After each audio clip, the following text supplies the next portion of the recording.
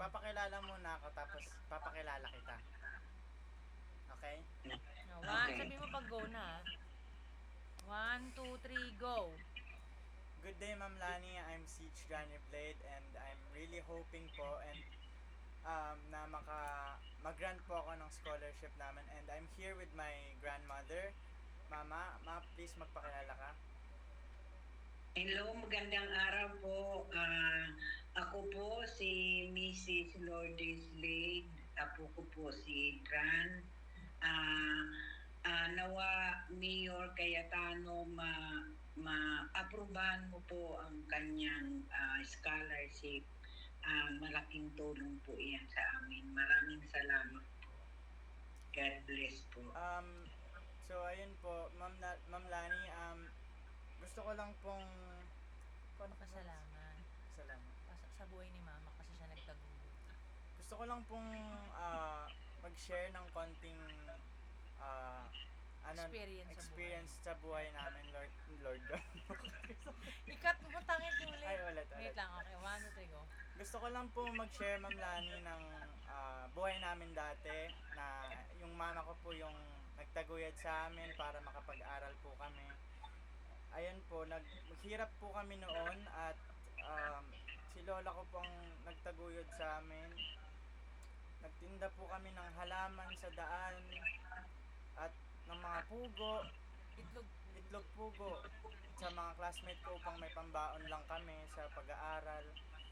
Dumating din po kami sa punto na nagtinda yung lola ko ng shabu.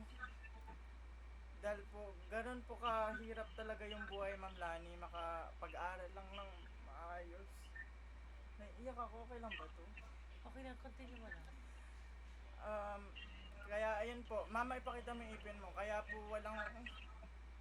wala pong ipin yung lola ko kasi isa po yun sa mga naging reaction ng droga sa kanya dati.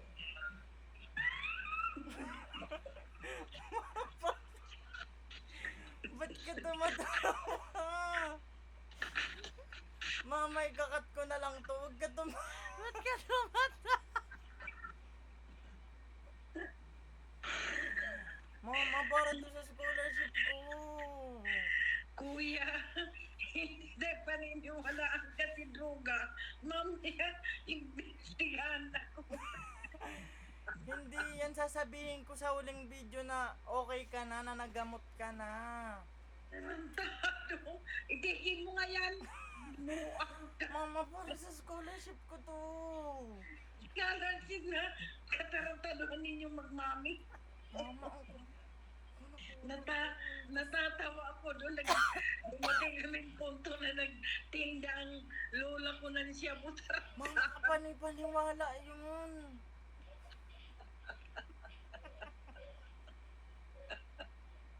Aray ko, Diyos ko Lord, sorry po. Sabi ko na nga ba kayong dalawa. Mama, ipapasa ko to tapos ganyan ka. Manahimik ka. Hindi niya kinain, nahiga siya sa tap. It's a prank! Tarantado talaga kayo. I-YouTube natin ito, Sabi ko na nga ba